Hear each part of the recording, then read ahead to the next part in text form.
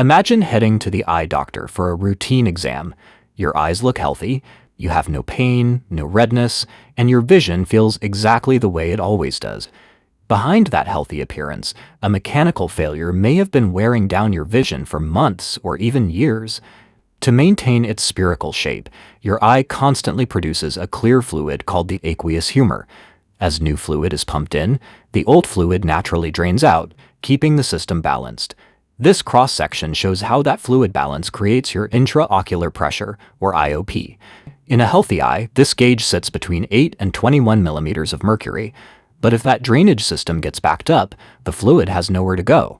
The internal pressure rises, exerting structural strain on the optic nerve, otherwise known as cranial nerve 2. This is the cable carrying millions of visual data fibers straight to your brain. When elevated pressure destroys these microscopic fibers, the visual data they carry is permanently lost. Once that specific site is gone, it cannot be restored. The severity of this damage depends on how high the pressure gets. The first tier of danger happens when the gauge creeps into the high 20s or low 30s. This elevation triggers primary open-angle glaucoma, or chronic glaucoma. The pressure acts like steady friction, snapping individual nerve fibers over a long timeline. Because it builds slowly without pain, you won't feel it, but your peripheral vision begins to fade. Your brain smooths over these blind spots, adjusting to a shrinking visual field. By the time you notice the missing pieces, the damage is already complete. If the internal pressure gauge pushes into the high 30s, the threat changes. We move from slow neurological erosion to a physical distortion of the eye's anatomy. At the back of the eye sits the lamina, where the optic nerve exits. High pressure bows it outwards, squeezing the central retinal vein. The compressed blood flow becomes turbulent, stressing the vein's inner walls until the lining fails, triggering a total blockage. In clinical terms, this is a central retinal vein occlusion, or CRVO, commonly known as an eye stroke. Unlike the creeping blindness of chronic glaucoma, a CRVO causes a sudden system crash. A large portion of vision goes dark in a matter of hours, or at most a single day. In extreme cases, intraocular pressure can spike to 40, 50, or even higher. At this threshold, internal fluid crushes the surrounding anatomy. The delicate capillary vessels supplying oxygen to the optic nerve collapse under the weight.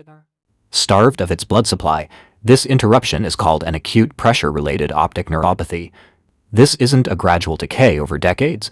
This rapid vascular collapse destroys the optic nerve in mere hours, severing the connection to the brain. Because this structural and vascular damage happens at the very back of the eye, it is invisible to the patient. You cannot see the damage in a mirror. This makes clinical intervention necessary. An ophthalmologist uses chemical drops to widen the pupil, opening a physical window into the eye to examine the health of the optic nerve. Some people face a higher baseline risk. A family history of glaucoma naturally places your starting pressure closer to the danger zone. If you carry that genetic risk, dilation acts as a mandatory intervention to catch the pressure before structural damage sets in. Clinical checkups are only one part of the solution. High-risk individuals can also push their internal pressure over the edge through simple everyday habits. For instance, prolonged yoga inversions like headstands cause fluid to pool in the head, increasing pressure. Excessive caffeine consumption, 5 or more cups of coffee a day, can also elevate your baseline numbers. There is also the Valsalva maneuver, which occurs any time you hold your breath while forcefully bearing down or straining.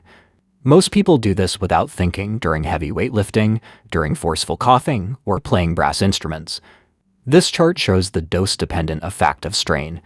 Healthy young men saw their eye pressure spike from a 17.2 baseline up to 19.8 millimeters of mercury during the Valsalva maneuver. The longer the strain, the higher the pressure. Protecting your sight is an exercise in pressure control. By pairing clinical interventions with an awareness of your daily habits, you can keep that hidden gauge in the safe zone.